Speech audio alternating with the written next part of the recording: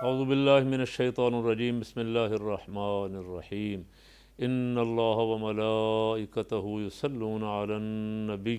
یا ایہا الذین آمنوا صلوا علیہ وسلموا تسلیما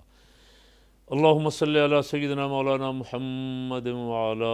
آل سیدنا مولانا محمد واصحاب سیدنا مولانا محمد وبارک وسلم وصلی علیہ۔ خدا کر کے اسلامک تعاون تنظیم کی کانفرنس جس کا میزبان پاکستان تھا، اللہ نے اسے کامیابی سے ہمکنار کیا، اور بہت دیر سے میرے جیسے کارکنوں کی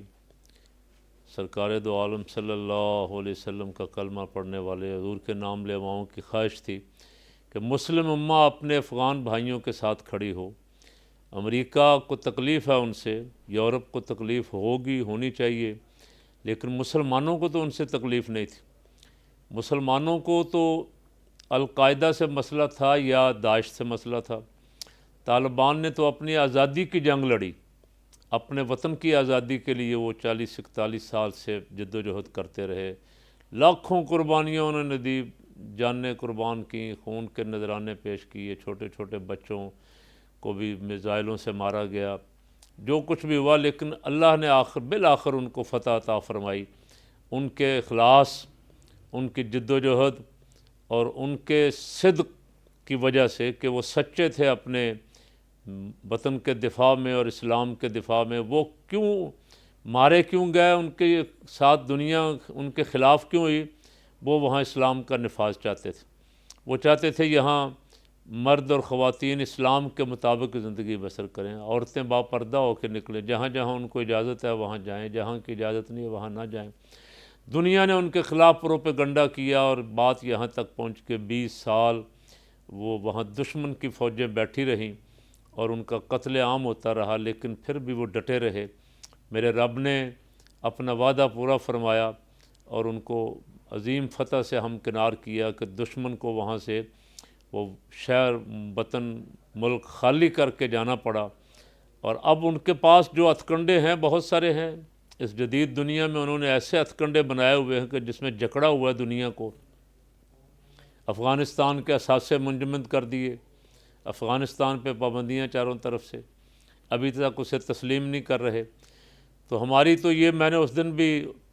OIC سے بھی اپیل کی تھی کہ سب سے پہلا کام تو یہ کریں کہ یہ 57 اسلامی ممالک کی تنظیم اسے تسلیم کرنے کا اعلان کرے، جو تاحال ابھی تشنا ہے، جس کا انتظار ہے۔ لیکن الحمدللہ عملاً تو انہوں نے تسلیم کیا۔ افغانستان کی مدد کے لیے اسلامک فنڈ قائم کر دیا الحمدللہ، اور فوری مدد، خوراک فراہمی،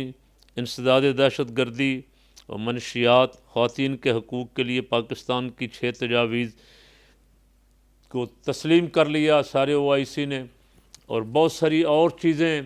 یعنی سعودی عرب نے 1 ارب ریال کا اعلان ان کے لیے کیا، اور باقی ممالک جو ہیں وہ بھی ان کے لیے آہستہ آہستہ اب اعلان کریں گے، فنڈ ان کے لیے قائم کر دیا گیا ہے۔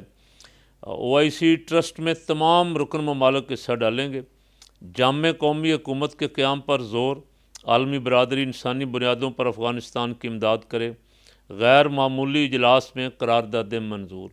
افغانستان کی صورتحال انتہائی سنگین، اسلاموفوبیا بھی اہم مسئلہ ہے۔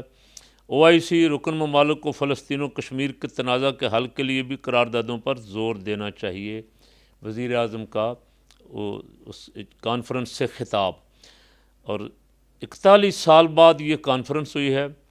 اور 70 وفود نے اس میں شرکت کی ہے، جس میں اقوام متحدہ بھی، امریکہ بھی، برطانیہ بھی، یورپ کے بھی وفود تھے، روس اور چائنا کے بھی وفود تھے۔ تو الحمدللہ اللہ کا لاکھ لاکھ شکر ہے، ایک بہت بڑی کامیابی افغانستان اور پاکستان کو یہ ملی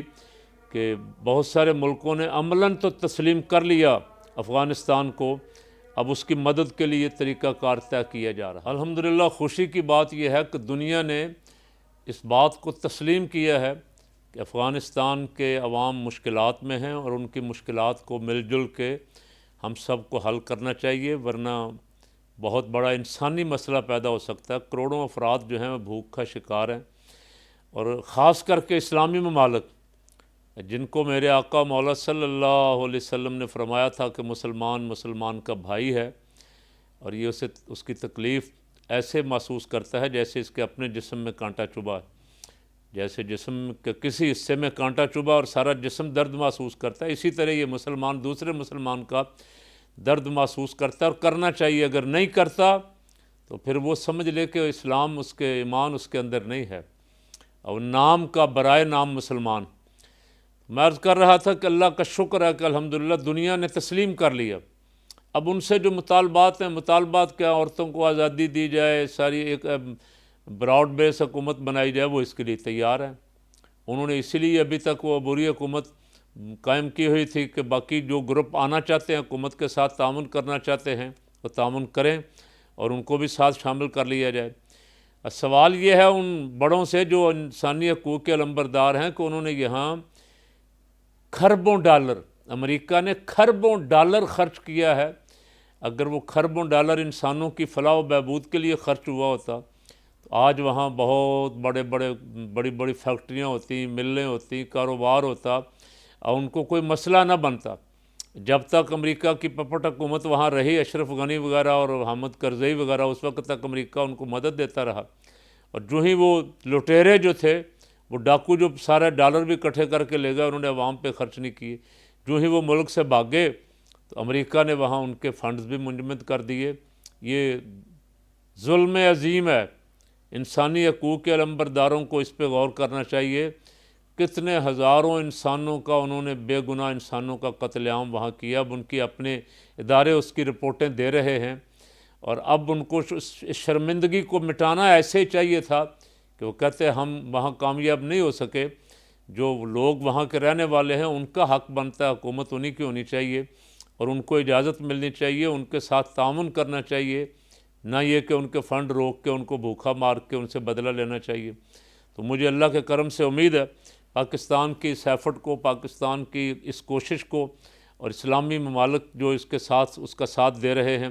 خصوصاً سعودی عرب، ترکی وغیرہ، اور ان تمام ممالک کی کوششوں کو اللہ تعالیٰ نے